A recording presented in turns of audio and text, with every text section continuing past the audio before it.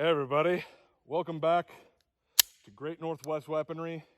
This is Thomas, and today we are taking a look at something really cool, something I've been waiting for a long time. The Steyr-Hahn Model 1912. This is one that I'm beyond excited to actually be doing a video on this. Glasses are fogging up really bad. It's snowy out here, if you can tell. I actually had mentioned in my year-end review that I might not be able to get up and do any videos for a while. We'll see how this goes, because I got here through a number of very scary situations where I thought I was stuck and alone, but I made it. We'll see if I can get back out. Might be spending the night in the woods, but Steyr-Hahn Model 1912, everybody. 9x23 Steyr, World War I Austro-Hungarian Empire. This is a piece that, again, I've been really excited to show you guys. Again, I know we talked about it a bit in the year-end wrap-up video, but here it is. Let's go ahead and go into the gun room and talk about some Steyr history.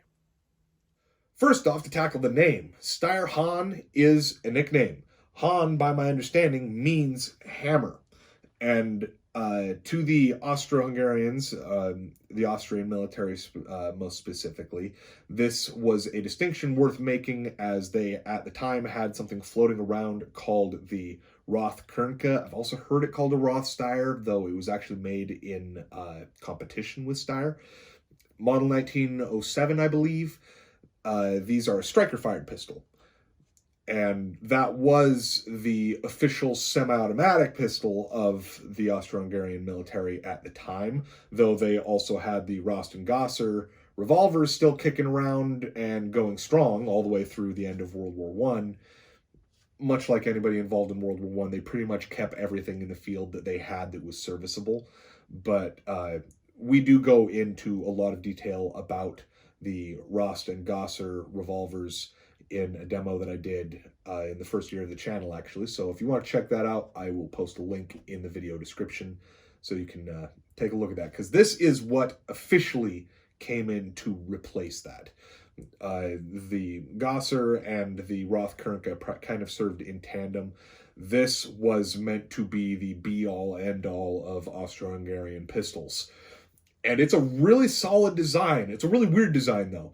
First off, you can't really credit any one person for this. You will see online some people claiming that, I believe his name is said Karel Kernke, the man who designed the Roth-Kernke, in fact.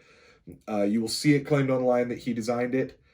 From everything that I have read, heard, watched in other people's videos, such as Othnius with CN Arsenal or Ian McCollum Forgotten Weapons, there's no evidence that he worked for Steyr at the time. OGW Steyr, or OEWG Steyr. It's a very long form, very German name that is just long and complicated enough that I'm not going to bother you with it, but Steyr for all intents and purposes. And you're not going to see the full name printed on the guns unless they are commercial. If it has the long form name of Steyr printed on the left side, then it is a commercial example. Not a lot of them were made commercially, actually. So the name, just to get back into it real quick, Steyr-Hahn is what they are mostly known as. It is simply the pistol model 1912. These were adopted in 1914 by the Austro-Hungarian military as the 1912. They were also adopted by the Chilean military, the Romanian military, prior to them joining the Entente side in World War I. Shipments of them did cease once they declared their side in opposition. And a small amount went to the Bavarian military, actually, kind of just a subset of the German military. So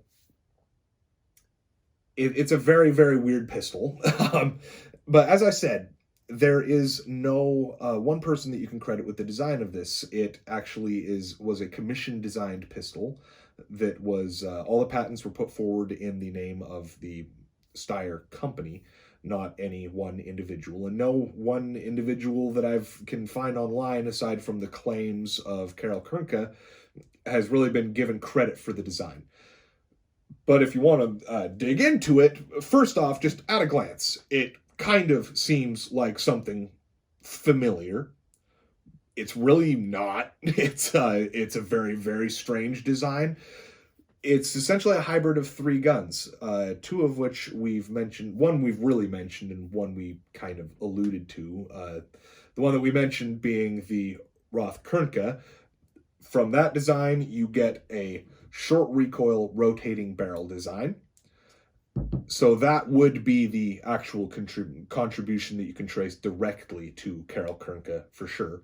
But then from there, this bit of it kind of looks like a Mannlicher Model 1905, which is the gun that was put forward by Steyr in competition with the Roth Kernke, where it resoundingly lost, but it did have some good qualities. One thing the Austro-Hungarian military heads, at least, were a fan of was the way that it fed. So this is fed from the top with a stripper clip, much like a Mauser broom handle. But the reason for this, though, was at the time, the majority of issues with semi-automatic pistols were related to the detachable box magazine, if they had one. That was the weak link in designs of the early 1900s when it came to pistols, was the box magazines. Technology just wasn't very great with them. Some companies did okay with them. DWM did pretty decent with the Luger, for example. Colt, by around this time, had developed the 1911. So, I mean, you know, that stuck around in military service in the U.S. until just recently. And speaking of Colt, the third arm of the design of this is a predecessor to the 1911. The Colt Model 1902 is actually where this thing essentially got its frame from. And with that bit of information in mind, and if you look at a 1902, like they look fairly similar, aside from these weird wings on the top. If you got rid of those, it kind of looks like a 1902. But with no detachable mag. It's a Franken pistol.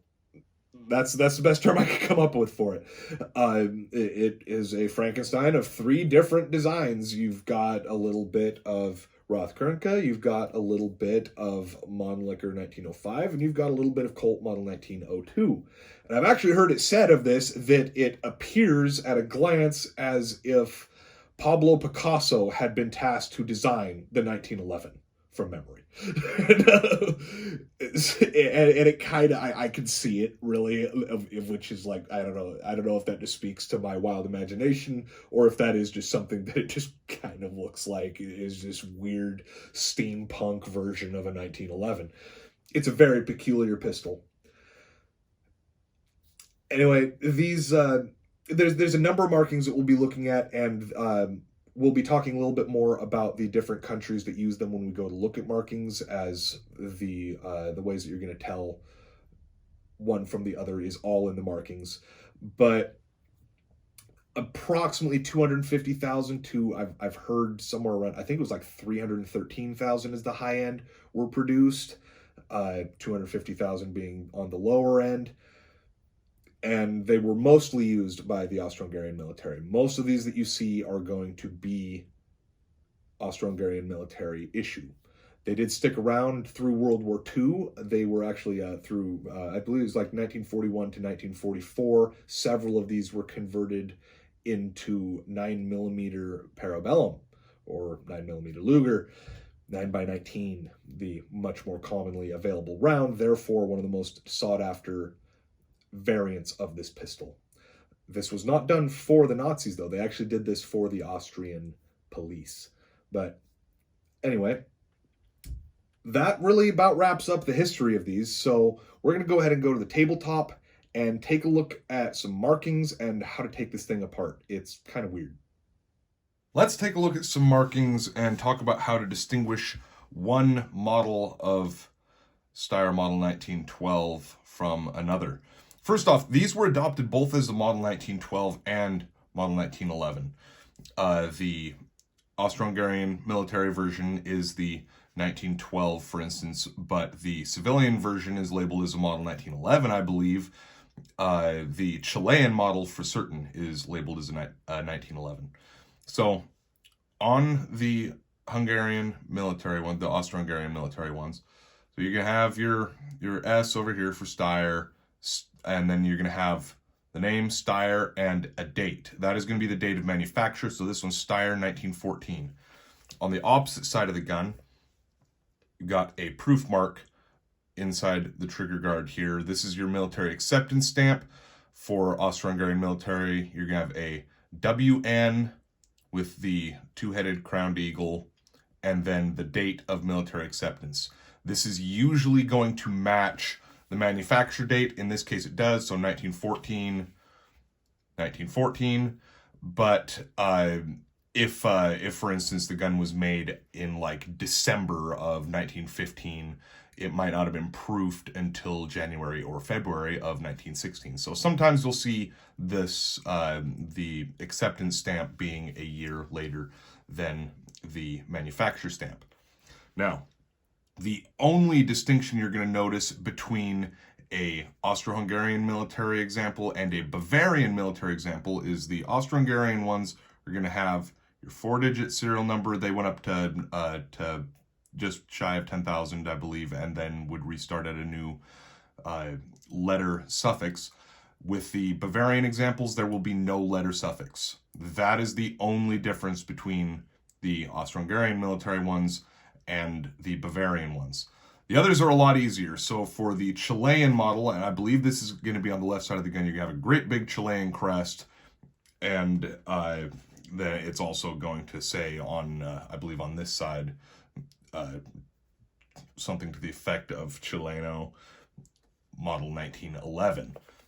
Then with the Romanian and you're also going to have Chilean acceptance stamps. With the Romanian examples, you'll have Romanian acceptance stamps, and on, again, I believe on the left side, you're going to have a Romanian crown over 1912, MD 1912.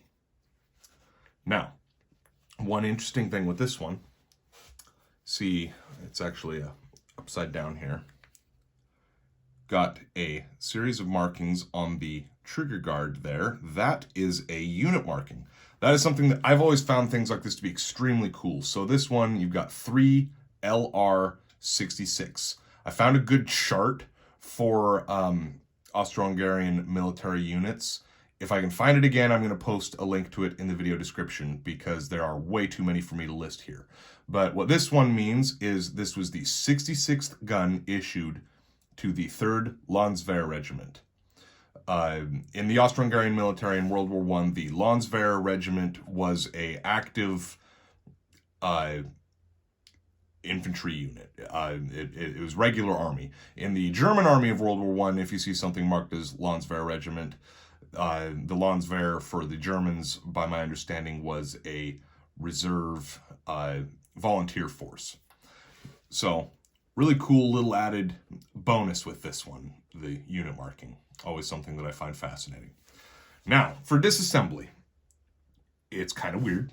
This crossbar right here is what holds your recoil spring, and real quick, just show clear. Put the frame or the slide back. You can use this here lever to drop the slide, or you can reach in and depress the magazine, but you're going to want to have a grip on it or it will chomp your finger there.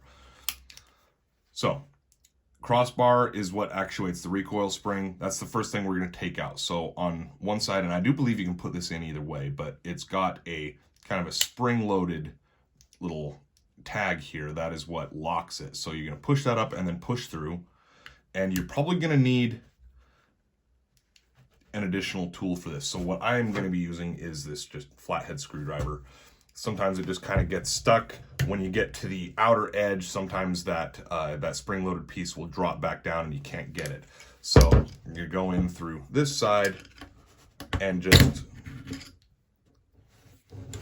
use the tip of your screwdriver to grab the teeth on that and try and bring it back up so you can pull it the rest of the way out.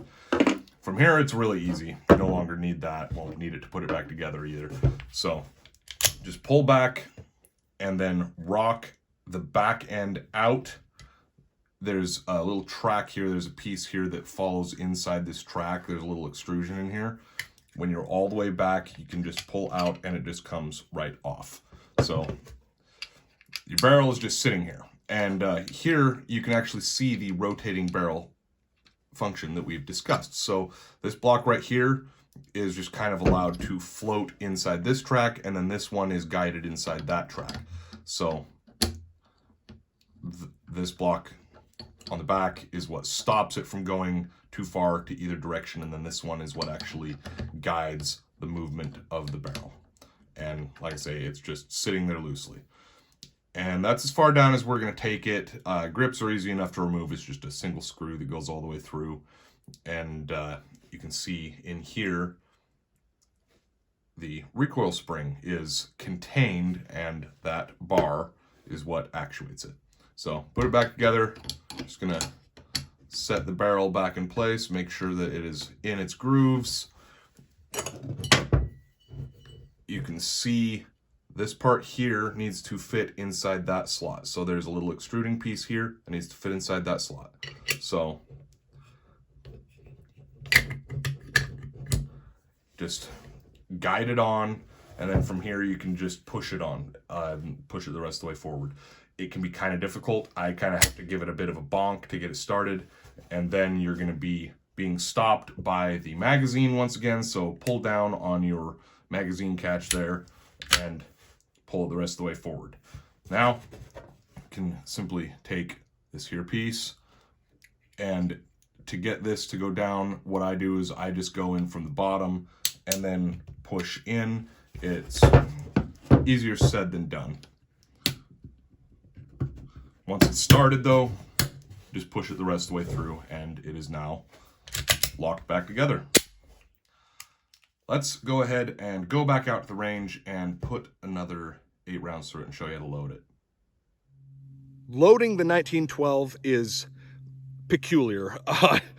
We've already kind of gone over how some of this works, but it does lock open on empty, so we're going to just rack the slide back. That much is normal. But from here, we're looking at a clip-fed integral magazine pistol. This is so far the only one that we've taken a look at on the channel. Another example would be like the Mauser broom handle. And you can see there's some things on the side here. So this, your safety, doubles as a slide lock. You're probably going to want to lock the slide when you load it. I don't know for certain, but it seems that after you've loaded it, it would probably just slam closed on you. So I keep that locked, but if you want the slide to drop when it is empty, there's this little lever right here, and it's kind of firm. You can depress that and the slide will close. So slide open and locked. Now we've got 8 round clip. It goes in this notch right here. It's very plain to see. And then you're gonna just take your thumb and push them in, but it's kind of tough to do cleanly. I actually managed it that time. My first attempt, I had cartridges falling out and going every which way. Now, go ahead and get my safety glasses back on. My slide catch came a little loose. Take out that clip, put it back in my pocket, slide catch, and we're ready to fire. Again, this does work as a safety. It is quite firm on this example. I can close or engaging it with one hand is difficult. Disengaging it can do it, but it is still pretty stiff. So here we go, 8 shots. We're maybe 15 yards from the target.